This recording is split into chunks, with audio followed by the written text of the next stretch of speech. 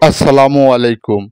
সম্মানিত দর্শক, ঈদ মানেই ঘরে ফেরার আনন্দ। বছরের পর বছর শহরের কর্মব্যস্ত জীবনে আটকে থাকলেও ঈদের সময় মন ছুটে যায় শেকড়ের টানে। এবারেও তার ব্যতিক্রম হলো না।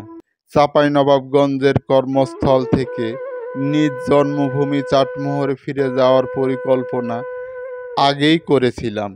ব্যাগ গোছানো, উপহার কেনা এবং রাস্তাঘাটের খোঁজ নেওয়া সব কিছু মিলিয়ে ঈদের আগে বেশ উত্তেজনা কাজ করেছিল।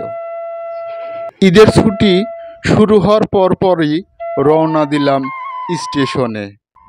সব জায়গায় উপচে পড়া ভিড়, সবাই ছুটছে আপনজনের কাছে পরিবারের সান্নিধ্যে ঈদের আনন্দ ভাগ করে নিতে। চাঁপাইনবাবগঞ্জ থেকে রাজশাহী হয়ে চাটমোহর পৌঁছানোর জন্য ট্রেনই ছিল আমার প্রথম পছন্দ। দীর্ঘ পথ, কিন্তু ট্রেনের জানালা দিয়ে বাইরের প্রকৃতি দেখা, ঈদ উপলক্ষে সহযাত্রীদের সাথে গল্প করা, সব মিলিয়েই যাত্রাটা আনন্দদায়ক হয়ে উঠল।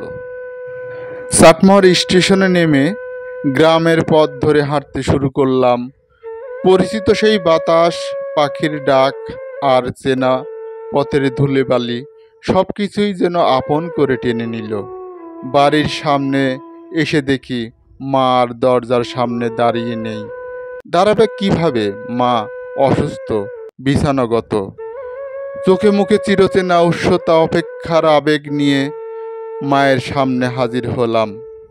ঈদের আসল আনন্দ বোধ হয় এখানেই। পরিবারের সাথে একসাথে থাকা, পুরনো গল্প করা আর হারিয়ে যাওয়া সময়গুলো নতুন করে ফিরে পাওয়া। ভিডিওটি ভালো লাগলে সবাই লাইক কমেন্ট করবেন। সবাই ভালো থাকবেন। আল্লাহ হাফেজ।